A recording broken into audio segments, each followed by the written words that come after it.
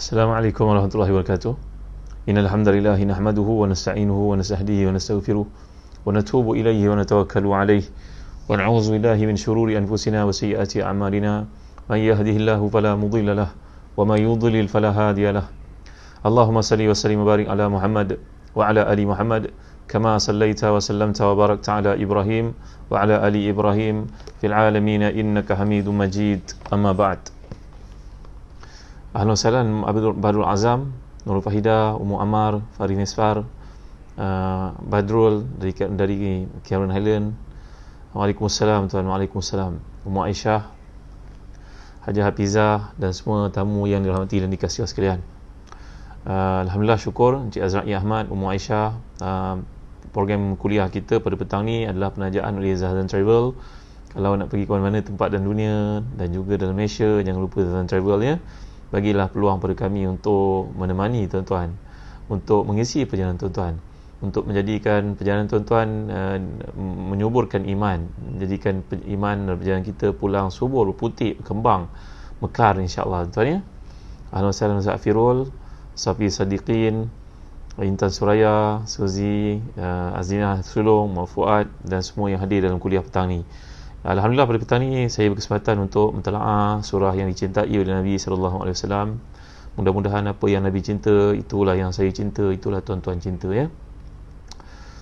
Imam Ahmad meriwayatkan daripada Abu Lubabah, aku pernah mendengar Aisyah radhiyallahu anha berkata, kana Rasulullah sallallahu alaihi wasallam yaqra'u kulla laylatin Bani Israil wa Zumar. Daripada Aisyah radhiyallahu anha, beliau menyatakan bahawa Rasulullah SAW sentiasa pada setiap malam baca surah Al-Isra dan juga surah Az-Zumar. Surah Az-Zumar, alhamdulillah, beberapa hari lepas kita sudah pun menamatkan pembacaannya dan tafsirannya. Pada kali ini, atas permintaan sahabat-sahabat, saya merujuk kepada tafsir Ibn Kathir. Ini tafsir Ibn Kathir jadi tafsir Ibn Kathir yang dimaksudkan adalah pada jilid yang kelima, juz 13 hingga 16, pada muka surat 281. InsyaAllah lepas ni kita selang-selikan dengan tafsir Ibn Kathir, memandangkan ramai tuan-tuan memiliki tafsir yang mulia ni. Baik, kita hanya akan mengambil peluang mentelaah, mengkaji, membaca ayat yang pertama pada hari ini, iaitu Bismillahirrahmanirrahim. Subhanalladzi asra bi'abdihi laylan minal masjidil harami ilal masjidil aqsa إلى المسجد الأقصى الذي باركنا حوله لنريه من آياتنا إنه هو السميع البصير. صدق الله العظيم. Fauzia Muhammad dan Nurilis, sahabat-sahabat, tuan-tuan perempuan, ya, Bazid Aziz, alhamdulillah, terima kasih ya dengar ke suara saya.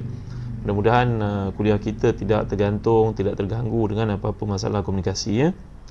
Baik, terjemahan yang saya pilih daripada tafsir Ibn Kathir pada kali ini, muka surat 281, jilid yang kelima. Maha suci Allah yang telah memperjalankan hamba-Nya pada waktu malam dari Masjid Haram ke Masjid Aqsa, yang telah kami berkati kawasan kelilingnya agar kami memperlihatkan kepadanya sebahagian tanda-tanda kebesaran kami. Sungguhnya Dia adalah Maha mendengar lagi Maha melihat.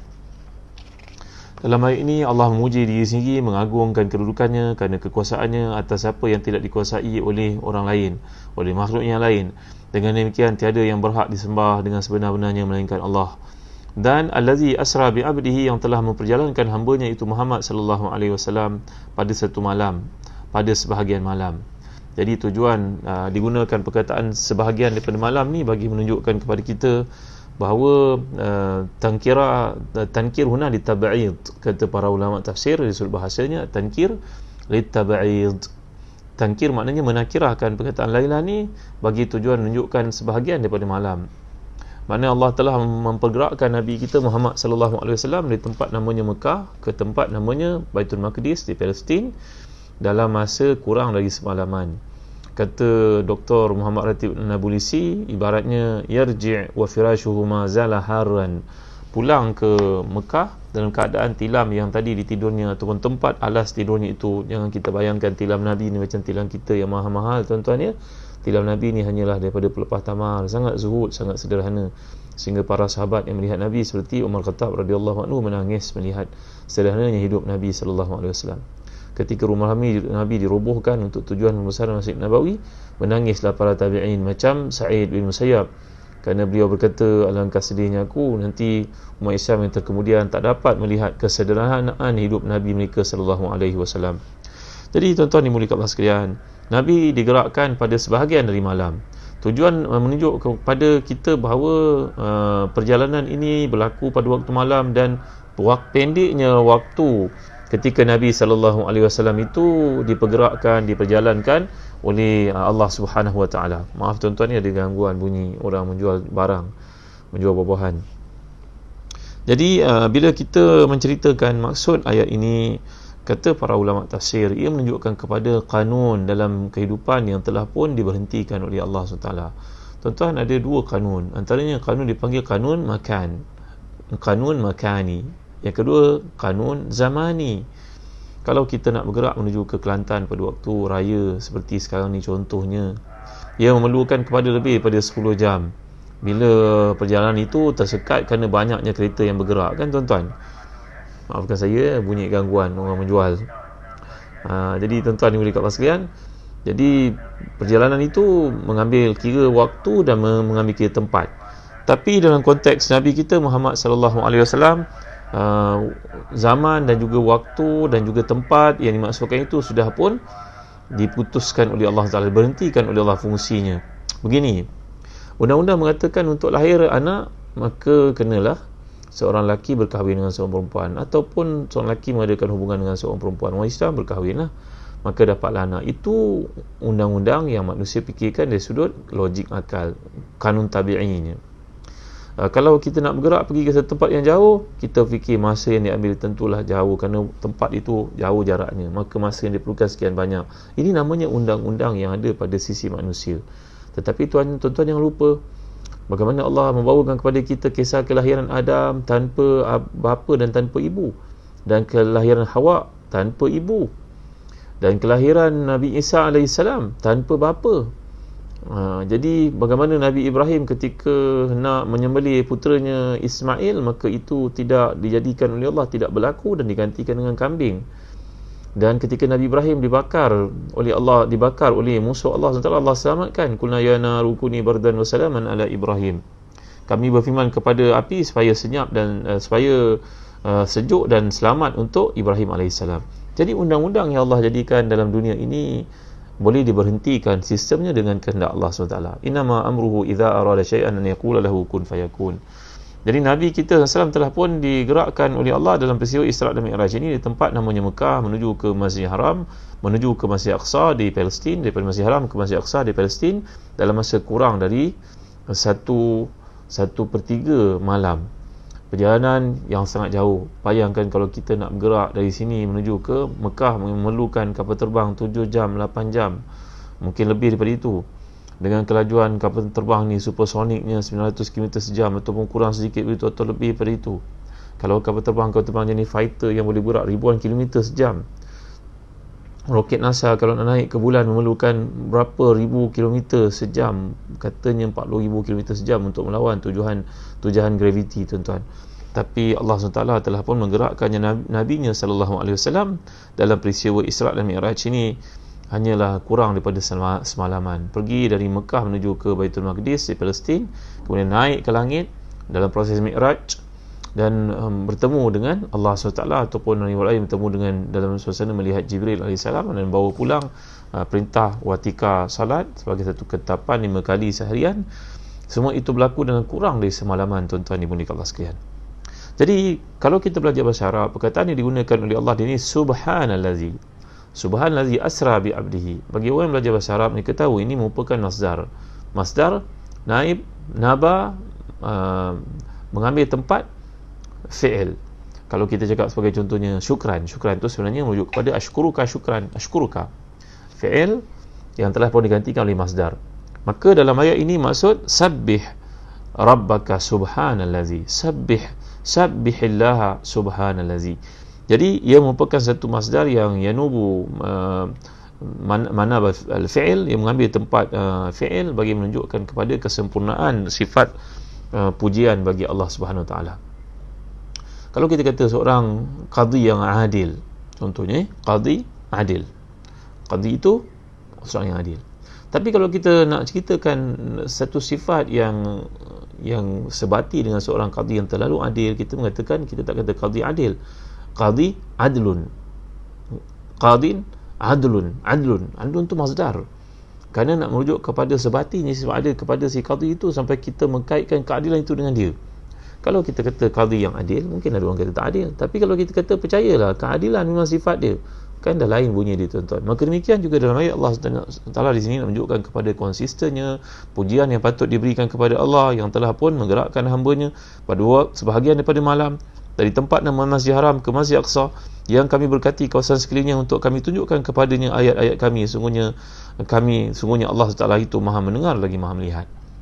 Peristiwa Isra' dan Mi'raj Nabi ini berlaku sejurus selepas Nabi mengalami tekanan yang sangat hebat. Tekanan itu, tuan-tuan, kematian orang-orang penting keliling Nabi. Seorang daripadanya Abu Talib, walaupun Abu Talib ini tidak Islam, tapi sokongannya untuk dakwah Nabi itu sangat ketara, sehingga Nabi telah menyifatkan bila Abu Talib nak mati, Nabi mujuknya untuk mengucapkan syahadah, tapi beliau merasa malu untuk meninggalkan agama datuk nenek moyang. Di situ ada Abu Jahal, ada Abu Lahab yang mujuknya supaya kekal dalam akidah berhala itu, tuan-tuan dimuliakan Allah sekalian. Maka Abu Talib tidak mati dalam hidayah.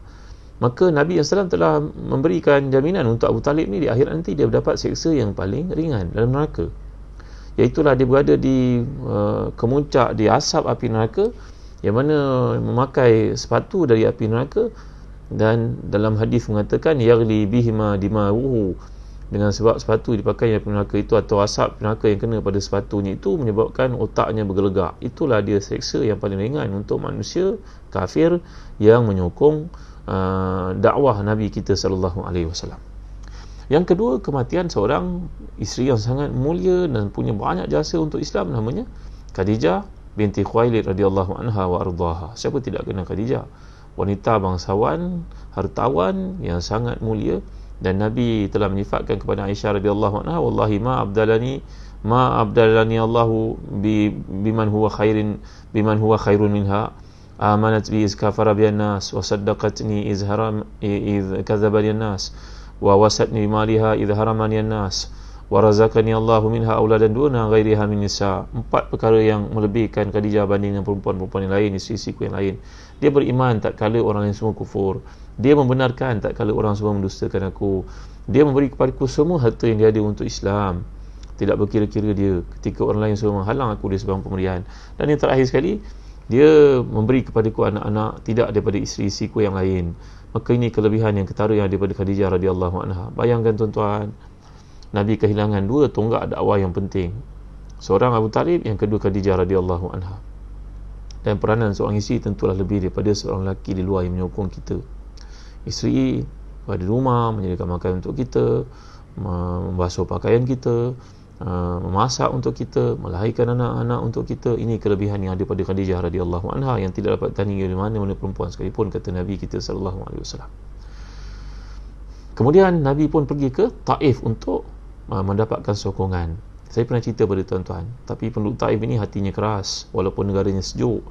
Disangka oleh Nabi tempat yang sejuk itu boleh menjadi satu tapak yang hangat untuk Islam, tetapi nampaknya penduduk Taif mengamalkan dasar yang lebih teruk pada Nabi kita, bahkan membaling Nabi kita sallallahu alaihi wasallam.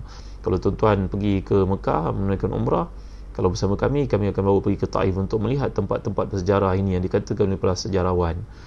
Tempat Nabi dibaling, berdarah, badan Nabi SAW hingga kaki darah itu mengalir, kebun anggur yang Nabi singgah dan Nabi baca bismillah.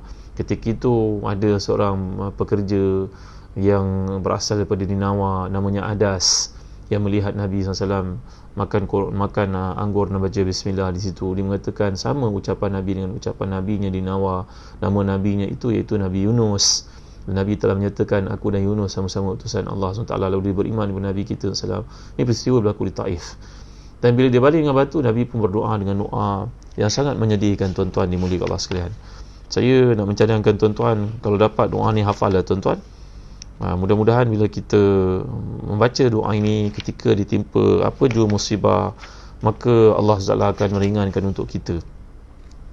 Ya, doa yang Nabi kita SAW amalkan ketika berada di Taif. Allahumma ilaika ashku dha'fi wa qillata hilati wa hawani ila man takiluni ila aduwin malaktahu amri aw ila ba'idin yatajahamuni aw ila aduwin malaktahu amri illam yakun bika alayya ghadabun fala ubali wa rahmatuka awsa'li as'aluka binuri wajhika allazi asyrakta bihi dhulumat wa salaha alayya amru dunya wal akhirah min an tunzila alayya ghadabaka. Panjang doa ni. Allah doa ni menampakkan rasa ubudiyah, perhambaan tuan-tuan. Maksud doa ini, kata Nabi kita salam, mengadu pada Tuhannya, wahai Tuhan, kalaulah kepada siapalah engkau nak aku pergi ya Allah, adakah kepada golongan yang jauh yang aku tak kenal yang memperlakukan aku sedemikian, ataupun kepada musuh yang telah pun engkau berikan kepada mereka kemampuan untuk bertindak ke atasku. Kalaulah bukan dengan apa yang berlaku ni kemurkaanmu ya Allah, aku redha. Aku mohon kepadamu dengan cahayamu yang menerangi dengannya keseluruhan alam ini, daripada engkau turunkan kemurkaan kepadaku wahai Tuhan. Allah, doa ni sedih tuan-tuan kalau baca. Allahu akbar, masya-Allah, tabaraka wa taala. Allahu akbar. Maka Nabi kita SAW selepas membaca doa ini, Zaid bin Harithah yang menemani Nabi pun nangis melihat Nabi SAW kena diperlakukan begitu oleh penduduk Taif. Nampaknya penduduk Taif keras hatinya, buruk sikapnya, menentang Nabi kita habisan dan melakukan Nabi seperti yang tidak sepatutnya langsung. Kalau tak nak beriman pun tak payahlah baling Nabi SAW, kumpulkan orang gila, budak-budak, hamba-hamba untuk duduk di bahu kanan kiri kanan jalan untuk membaling Nabi kita sallallahu alaihi wasallam.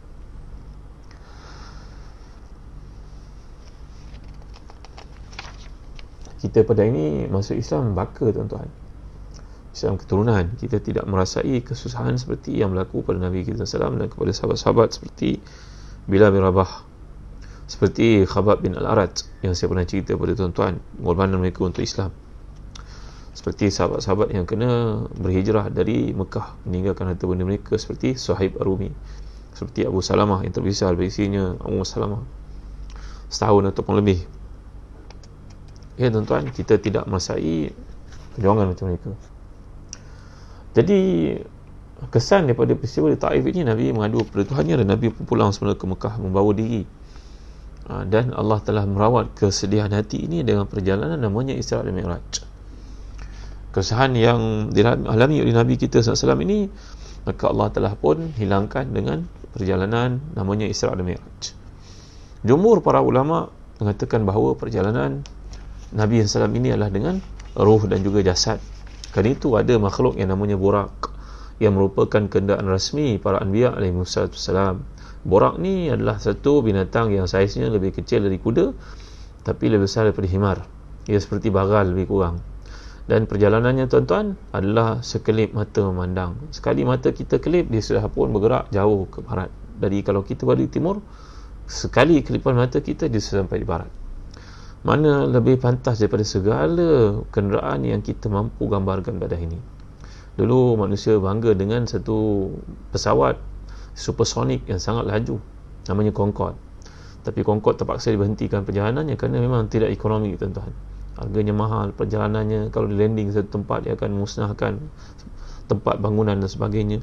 Tapi Burak ini satu binatang mesra alam yang Allah jadikan sebagai satu keberkatan, satu anugerah untuk para Anbiya alaihissalam. Dan bila Allah gunakan perkataan di sini, subhanallazi asra bi 'abdihi, Allah Maha Suci, Allah yang menggerakkan hamba-Nya. Hamba-Nya, kata Syekh Muhammad Mutawalli Sya'rawi dan tafsirnya Tafsir Sya'rawi, kalaulah kita sandarkan satu benda itu kepada satu yang lebih mulia, maka levelnya naik tuan-tuan dimuliakan Allah sekalian. Kalau orang berkata ini telefon Jepun, tentulah beza daripada kita kata ini telefon, contohnya kita kata ini telefon mana negara lain, saya tak sebutlah namanya, kerana menyandarkan dia kepada satu yang hebat, yang terpandang akan menaik tarafkan ia.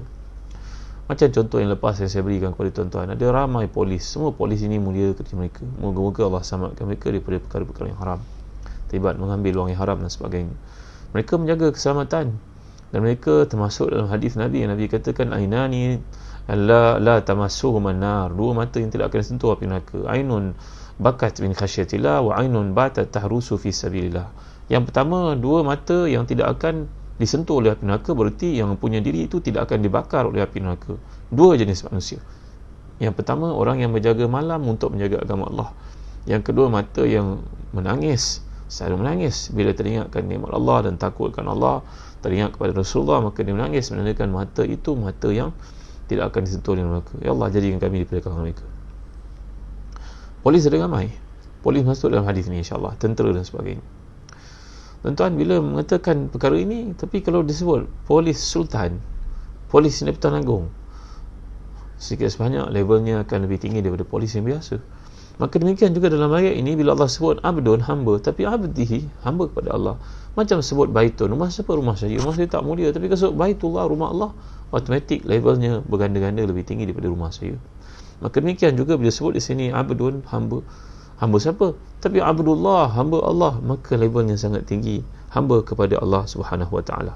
Dan Allah ni mampu untuk memberhentikan perjalanan waktu, perjalanan tempat, masa yang kita nilai sebagai jauh, panjang, nak menempuhnya itu, tapi dengan keizinan Allah, masa itu jadi pendek. Masa itu milik Allah, Allah batalkan fungsinya, maka dia menjadi singkat untuk Nabi kita SAW. Kadang-kadang seorang kita oleh kerana kepenatan bekerja, maka dia terlelap sekejap, namanya kailulah. Dalam hadis mengatakan, tidurlah tengah hari walaupun sebentar, kerana syaitan tidak tidur. Tidur pada tengah hari sekejap ni, sama ada sebelum zuhur atau selepas zuhur, kata para ulama, contohnya Imam Nawawi, maka ia masuk dalam kailulah. Jika kita niatkan untuk hilangkan kepenatan, dan ini pun scientifically menunjukkan orang kailulah ni mereka selamat daripada darah tinggi, kerana badan kita penat tengah hari, kena ada break sekejap. Maka orang yang tidur pada tengah hari ni, tuan-tuan dimuliakan Allah, untuk membantu dia bangun pada waktu malam, untuk bantu dia tahajud pada waktu malam. Jadi bila ayat ini Allah SWT ceritakan Maha Suci Allah SWT yang telah pun menjadikan kemuliaan waktu, menjadikan kemuliaan tempat. Kadang waktu itu terasa panjang, tapi bagi orang yang tidur kerana penat, dia bekerja tidur sekejap, tapi dia rasa puas sangat. Tapi ada orang yang melakukan maksiat waktu malam itu, dia merasakan malam itu begitu panjang, sangat menakutkannya. Kalau dia ditangkap, contohnya sedang maksiat, kalau dia pergi merompak rumah orang, tiba-tiba ditangkap, ditembak orang, maka dia merasa takut yang amat sangat. Tuan-tuan dimuliakan Allah sekalian, tapi bagi orang yang beriman, bila punya hubungan dengan Allah, maka Allah membatalkan peranan tempat dan peranan waktu ni tadi.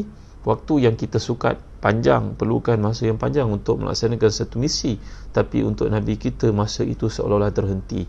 Tuan-tuan tahu tak kisah Nabi Yusha' bin Nun yang pernah Allah berhentikan matahari dari terbenam untuk membolehkan baginda semayang asar kerana terlambat ketika itu bila ada jihad, mereka terlibat dalam jihad, dan semayang asar Allah SWT tangguhkan waktu maghrib, berhentikan matahari daripada terbenam. Maka demikian juga Nabi kita SAW, ketika Allah gerakkan baginda dari Mekah menuju ke Palestin, waktu menjadi begitu singkat. Mereka bergerak dalam kecepatan tempat dan waktu yang luar biasa, sehingga Nabi SAW dapat bertemu dengan Allah, ataupun riwayat lain mengatakan tidak bertemu dengan Allah, cuma menerima watikah daripada Allah dan melihat rupa Jibril yang sebenarnya yang mempunyai 600 sayap itu. Jadi tuan-tuan hati dan dikasihkan, inilah yang kita sebut sebagai kanun asbab dan juga musabab. Ada asbab dan musabab. Tuan-tuan hati dan dikasih Allah sekalian, berkahwin sebab untuk dapat anak. Tuan dimuliakan Allah sekalian, seorang itu dia tak biasa naik motor, dapat duit beli motor, dapat motor pula, bawa motor kemudian lalu laju, aksiden pula. Jadi kebetulan motosikal yang dia beli tu, orang tanya, kalau dia tak ada motosikal, tak adalah dia kena aksiden. Ini tuan-tuan sabab, musabab yang Allah telah letakkan di sebalik apa berlaku. Jadi dalam konteks penghuraian para ulama, isu pergerakan Nabi SAW ini hingga menimbulkan kepada segelintir manusia, mereka mengatakan bahawa Nabi bergerak pada malam itu hanya dengan roh saja, bukan jasad, kerana mereka menggunakan akal fikir mereka mentafsirkan fenomena Isra' Mi'raj ini. Mereka jangkakan macam mana jasad yang begitu berat nak menempuh perjalanan jauh dalam masa yang singkat, balik semula. Mereka terlupa bahawa Allah SWT yang menjadikan waktu, Allah yang menjadikan zaman, Allah menjadikan tempat makan, makanun, Allah jadikan, dan Allah lah yang mampu untuk memberhentikan fungsi semua ini. Sebagaimana di akhirat nanti orang yang masuk neraka, masuk juga, dikatakan kepada mereka, la yamut fiha wa la yahya, tak mati tak hidup.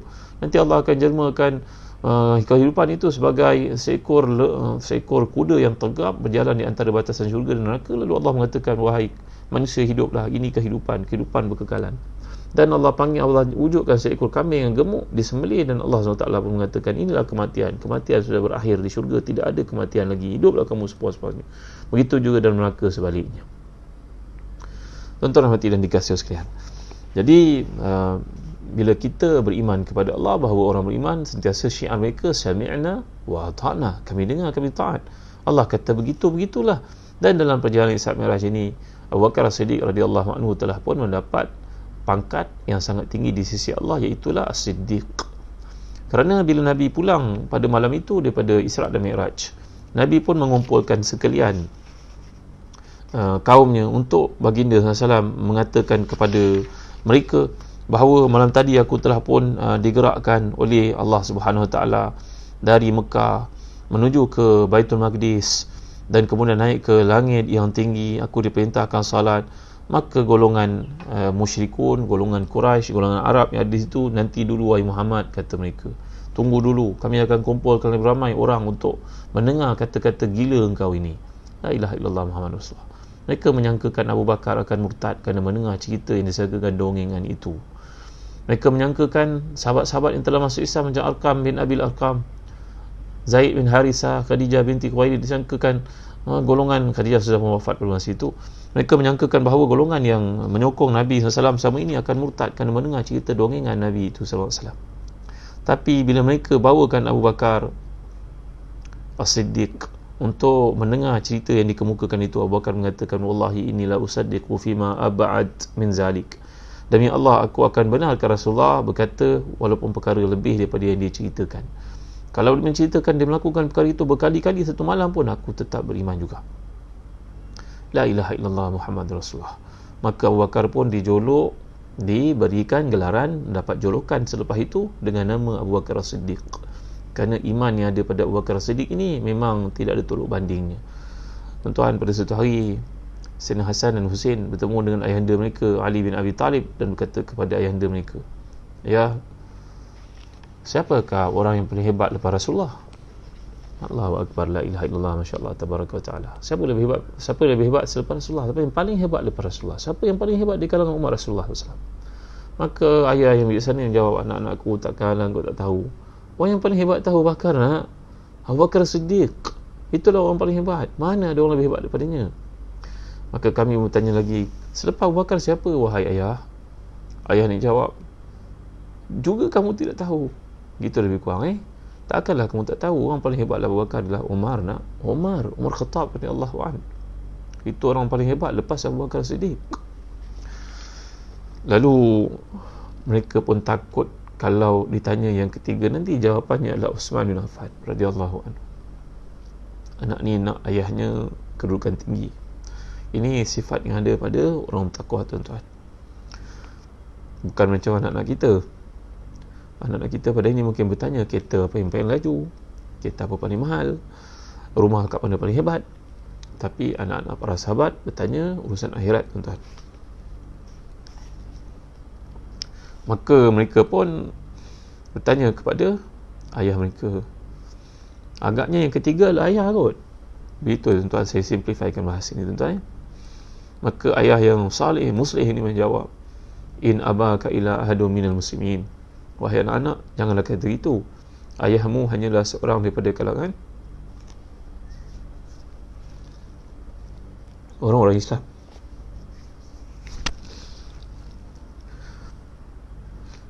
Ayahmu hanyalah seorang dari kalangan orang-orang Islam. Jadi tuan-tuan hati ni katakan, Abu Bakar lah orang yang paling tinggi imannya. Bila datang peristiwa Isra Mi'raj ini, semua orang mendustakan, orang kafir, dan ada kalangan sahabat-sahabat yang murtad disebut oleh para ulama. Tapi Abu Bakar berkata, demi Allah, aku akan benarkan apa sahaja yang Nabi sebutkan walaupun lebih daripada itu. Jadi tuan-tuan hati ni katakan, kita sekarang bercerita tentang satu sifat daripada sifat Allah yang maha berkuasa. Manusia yang tidak punya anak pun boleh dapat anak. Manusia miskin pun boleh tukar menjadi kaya. Manusia yang hina pun boleh tukar menjadi raja. Raja pun boleh tukar oleh Allah untuk menjadi hina. Orang yang disanjung belum tentu lagi selepas ini mungkin akan dibongkarkan segala kesilapannya, maka semua akan meluat dan benci kepadanya. Dan orang ini pandang hina mungkin satu masa nanti bertukar menjadi mulia. Ini kerja Allah, tuan-tuan.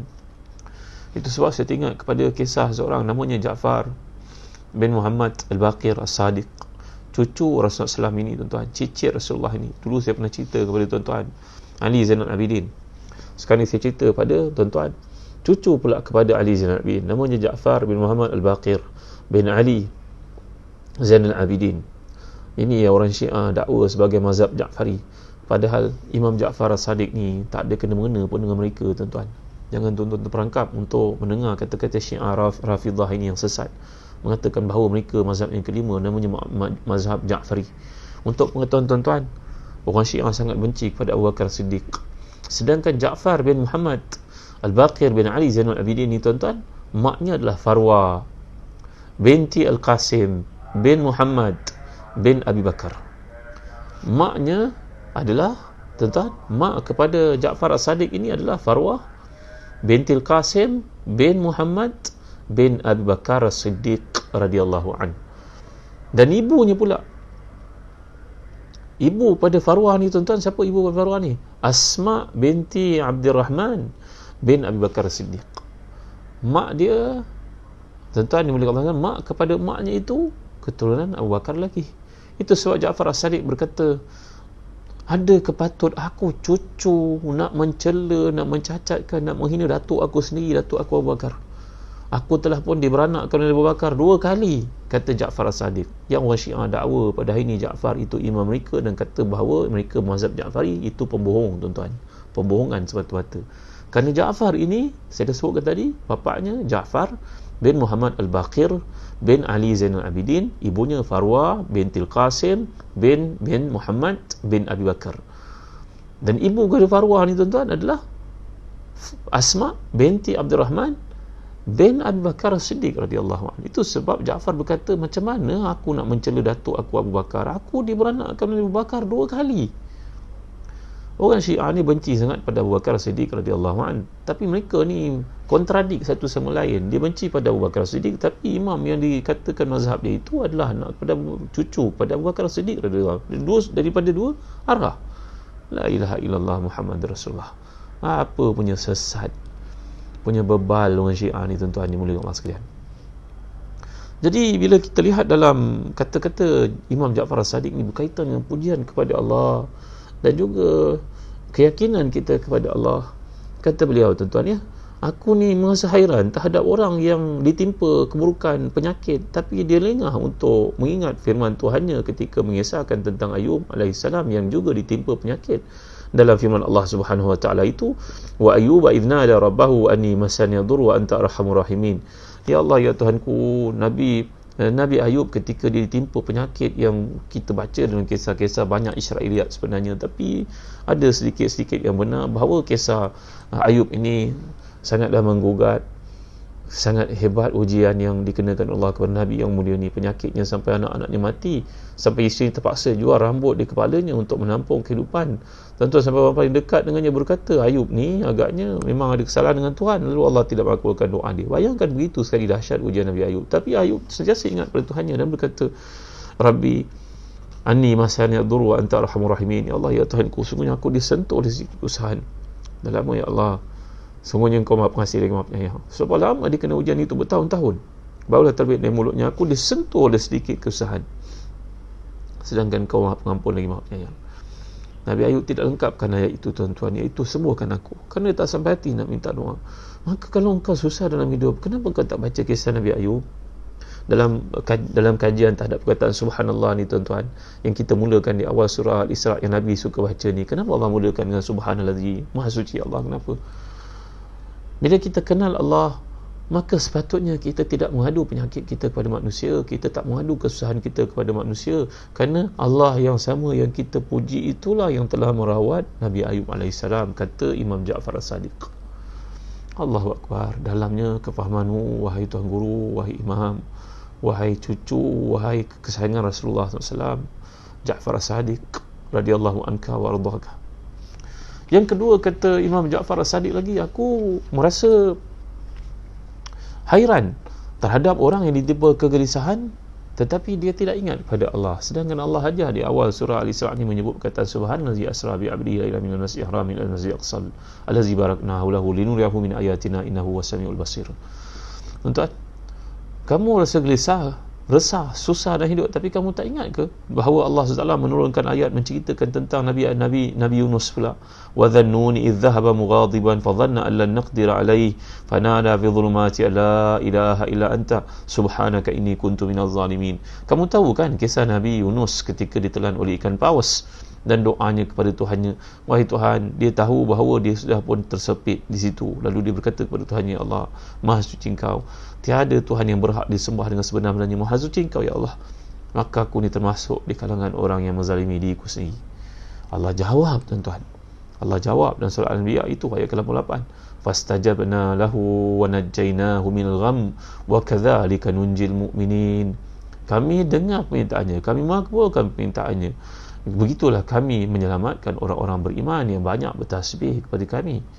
Allah kata Imam Ja'far As-Sadiq lagi yang ketiga, aku hairan terhadap sesiapa yang mengalami ketakutan tapi dia lengah dan tidak membaca firman Allah dalam surah Ali Imran ayat 173 bila Allah menceritakan tentang nabi-nabinya alaihi wassalam, Nabi Ibrahim, Nabi Muhammad, iaitulah mereka sentiasa mengucapkan kalimah hasbunallahu wa ni'mal wakil. Hasbunallahu wa ni'mal wakil. Cukuplah Allah bagiku yang memberi bimbingan, memberi jaminan keselamatan. Dan Allah pun menjawab ketika hamba-hambanya mengucapkan kalimah yang mulia itu, fanqalabu bi ni'matin minallahi lam yamsashum su'un wattaba'u ridwanallah wallahu dzu fadlin azim. Kami tukarkan kegelisahan, kesusahan, kesempitan yang berlaku pada mereka itu, pada Nabi Ibrahim, pada Nabi Muhammad ketika dikepung dalam kandang itu, kami tukar dengan kegembiraan. Kami atasi masalah mereka. Kami utuskan tentera kami untuk menyelamatkan mereka. Tuan-tuan dimuliakan Allah sekalian, demikianlah kata Ja'far As-Sadiq terhadap ayat tasbih memuji Allah ini. Patut engkau rungkaikan ikatannya dan kau ingat tambatan hubunganmu dengan Allah Subhanahu Wa Taala. Kau rungkaikan segala perhubunganmu dengan manusia dan kau membina jambatan hubunganmu dengan Allah Subhanahu Wa Taala. Lagi kata Imam Ja'far As-Sadiq yang keempat, aku hairan orang menghadapi tipu daya dan juga makar di mana penganiayaan, tipu daya, tipu hela orang ramai, tapi dia lengah untuk mengingatkan dirinya kepada Allah, macam Nabi Musa AS ketika dia mengalami tekanan dan juga penganiayaan dan kejahatan yang disusun oleh Firaun terhadapnya. Maka Nabi Musa yang mulia itu mengucapkan kepada Tuhannya, wa ufawwidu amri ilallah innallaha basirun bil ibad. Tuan-tuan, Nabi Musa yang mulia ini berkata kepada Tuhannya, ya Allah, aku dah tak tahu nak menghadapi Firaun ni macam mana, wahai Tuhan, aku serahkan urusanku hanya kepada Allah, sungguhnya Engkau melihat apa yang berlaku kepada hamba-hambamu. Maka Allah pun menjawab, tuan-tuan, dalam surah Ghafir ayat yang ke-45, fawaqahu Allahu sayyi'ati ma makaru wa haqa bi ali fir'auna su'al hisab. Wa haqa bi ali fir'auna su'al hisab. Dan kami pun mendengar rintihan hamba kami Musa ketika dia dikepung oleh segala perancangan jahat Firaun terhadapnya itu. Fawaqahullahu sayyi'ati ma makaru. Allah Taala pun pelihara Nabi Musa itu dari segala tipu daya dan tipu hila Firaun itu. Wa haqa bi ali fir'aun su'ul azab.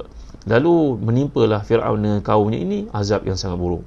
Tuan-tuan, ini 4 tempat kata Imam Ja'far As-Sadiq, kalau engkau perhatikan berkata subhanallah itu, engkau sedang membina satu perhubungan yang kukuh dengan Allah. Adapun kalau engkau terlupa perkara ini, jadilah engkau seperti binatang yang hidupmu mencari-cari tanpa selesai. Bahkan binatang pun akan berhenti mencari bila dia kenyang, bila dia puas. Tapi engkau lebih teruk daripada binatang, kerana kehidupanmu tak pernah cukup-cukup. Sentiasa engkau dihirit rasa kesempitan, kemiskinan, padahal segala yang Allah berikan untukmu telah cukup, wahai saudara. Kenapa? Kerana engkau gagal memahami tasbih kepada Allah ini. Ya, saya ulang balik semua, tuan-tuan, ya. Imam Ja'far As-Sadiq, keturunan Ali Zainul Abidin, keturunan Ali Karamallahu Wajhah, keturunan Fatimah Zahra, cucu cicit kepada Rasulullah SAW ini, seorang insan yang mulia yang tak ada kaitan pun dengan Syiah. Bahkan maknya merupakan Farwa bintil Qasim bin Muhammad bin Abi Bakar. Ini adalah cucu kepada Abu Bakar. Dia cucu cicit kepada Abu Bakar. Bahkan ibu kepada Farwah ni pula adalah Asma binti Abdurrahman bin Abi Bakar. Abu Bakar ni ramai anak lelaki, tuan-tuan. Seorang daripada Abdurrahman, ada bernama Muhammad, ada bernama Abdullah, Jadi tuan-tuan hati dan dikasihi sekalian, dalam konteks ini Ja'far dengan bangganya mengatakan, aku dilahirkan oleh Abu Bakar 2 kali. 2 kali aku dilahirkan oleh Abu Bakar. Makna dia zuriat daripada Abu Bakar, keturunan Abu Bakar daripada ibunya. Kita jangan silap sangka tuan ni, jangan mengatakan bahawa keturunan tu hanya daripada lelaki saja. Sebenarnya daripada perempuan pun ada kemuliaan, macam Umar bin Abdul Aziz. Beliau berbangga mengatakan beliau keturunan Umar Khattab radhiyallahu anhu daripada sebelah ibunya. Maka keturunan itu bukan semestinya datang daripada sebelah lelaki. Cuma dari sudut kemanusiaan kita membinkan anak itu dengan nama bapa. Tapi sebenarnya segala yang terdapat pada ibu yang kita pelajari daripada surat Tariq yang lalu ialah campuran daripada 2 air tuan-tuan.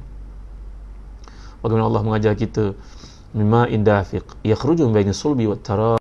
Kembali kita kepada ayat yang dibincangkan di sini. Artinya bila kita memahami kalimah kepada Allah SWT, tasbih kepada Allah SWT, maka kita meletakkan Allah segala-galanya. Kita meletakkan manusia dan minta tolong mereka, itu perkara kedua. Ya, tuan-tuan, seperti yang saya ceritakan kepada tuan-tuan, cucu Nabi juga bernama Al-Hasan bin Ali karamallahu wajah, ketika mengalami masalah kewangan, kesulitan dalam hidup, maka beliau berdoa, dan dalam mimpinya datang Rasulullah SAW mengajar kepada satu doa yang penting. Dengan doa itulah terbuka pintu hati Muawiyah untuk memberikan bantuan yang dijanjikan, yang telah diberhentikan selama itu tuan-tuan. Daripada 100,000 jadi 500,000, tuan-tuan ingat tak? Hadis ini riwayat oleh Ibn Asakir dan Tarikh Dimashq, dan dia kebetulan mempunyai persamaan dengan riwayat orang Syiah yang saya telah ceritakan kepada tuan-tuan, padahal dia tak ada kaitan dengan Syiah. Ia satu hadis menceritakan tentang doa Sayyidina Hasan bin Ali karamallahu wajah. Baik, kembali kita kepada pembincangan di sini. Artinya kalimah tasbih kepada Allah SWT yang telah pun menjalankan nabinya selepas baginda mengalami kesempitan yang luar biasa, tekanan yang luar biasa kerana kehilangan isteri yang tercinta dan juga pakcik yang banyak membantu, dan kemudian ditolak pula dakwah baginda oleh penduduk Taif. Kemudian Nabi berdoa, Allahumma inni ashku ilaika dha'fa quwwati wa qillata hilati wa hawani ala nas anta arhamur rahimin ila man takiluni ila aduin yatajahamuni am ila qaribin malaktahu amri illam yakun bika ghadabun alayya fala ubali ghaira nafiyataka aw sa'li.